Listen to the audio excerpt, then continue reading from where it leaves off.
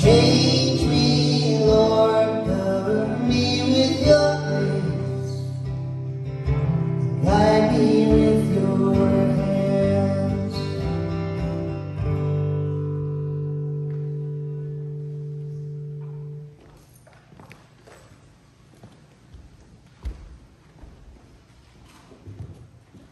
Thanks, Evan.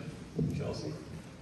So, this is an ad-lib, but when I first sent a repertoire of the songs I knew that my wife would love to hear, it included music from our church that we've been in since 2014, and from In-Town Presbyterian Church, where Annie was the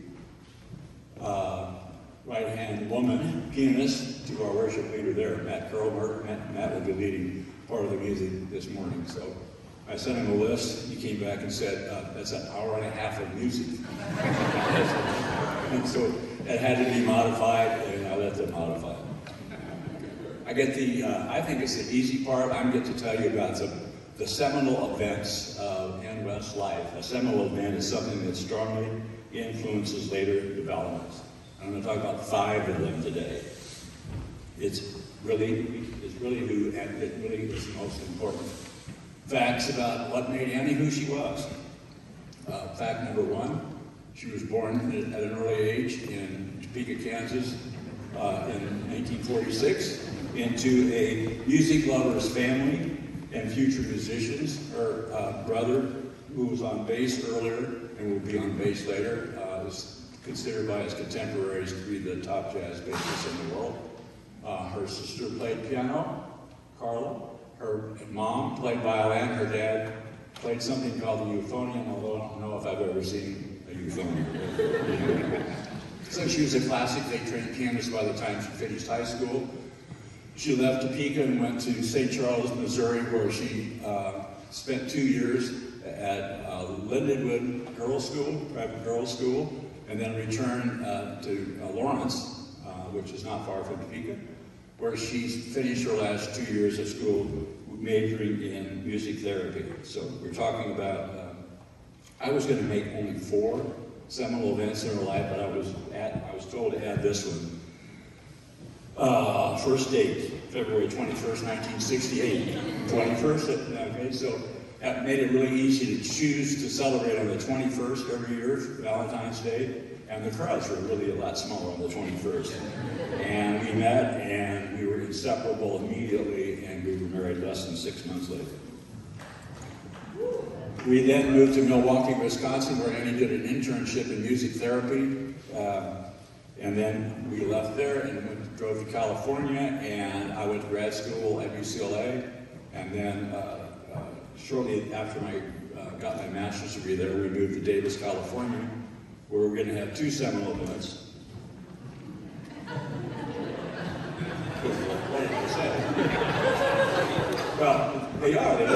They both occurred in Davis. So number one, our gorgeous daughter was born in August of 1970, and 18 months later, the young man that started the service was born, and that was just before seminal event number 4. It was in very short weeks, 3 weeks probably, we both came to understand the glorious gospel of Jesus Christ. It was all about the cross, where the King of Kings earned redemption for all who would believe. Changed our lives, changed everything. We both had grown up in the church, but we had never heard the gospel, and things changed very, very rapidly after that.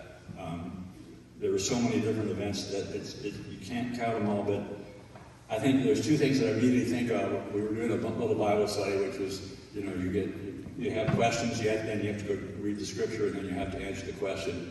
And we were in the living room one night, the kids had gone to bed, and suddenly she said it from across the room, "Oh, I get it, you have to have the Son." I said, "What are you talking about?" She said, "Well, it says right here, he that hath the Son hath life, he that hath not the Son of God hath not life." She was just so vibrant with her faith that probably within 3 weeks after that utterance, she led her best friend to Christ. And probably, and Allison is going to talk about this, or Heather's going to talk about it, I think, but we were given a little booklet called 7 Minutes with God, and we were encouraged to start our day with 7 minutes with God. Well, we had 2 young kids, so then somebody suggested, well, one of you start with the kids while the other one, so that's when we started doing the hot chocolate and cookies while the other one had coffee and cookies, and then 7 minutes later we switched. So, but her 7 minutes with God grew into at least an hour a day, every day, for the rest of her life. And that has huge influence on our children, our grandchildren, and future great-grandchildren. We got one on the oven. And of course, then she began to use her music skills. She was very much involved in music at our church. Then we moved quickly on to, before seminal event number 5, which is really important, but we moved to Eugene in '75, lived there for almost 4 years. Then we moved to Portland, where I went to work with the plow team. And while here, probably in around 1981, she took Heather to a dance class, and it was a dance class for young girls. And while Heather was in there dancing, she kind of stepped next door and looked in the room next door, and they were doing aerobic dance.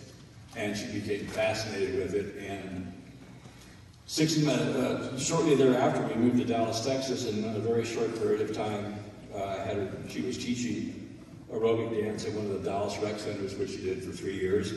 Not long after that, she became an intern at the Institute of Aerobics Research. In 1990, she was one of the few kinesiologists and some other kind of therapy, sports medicine. Anyway, she got her certification as a physical fitness instructor from the American College of Sports Medicine, which is pretty tough work to do. And the rest of Saint's history, she became so my summary is, that's Miami. She has passion for music. She had passions for me. She had passions for family. She had passions for Jesus Christ. And she had passions for fitness. I miss her.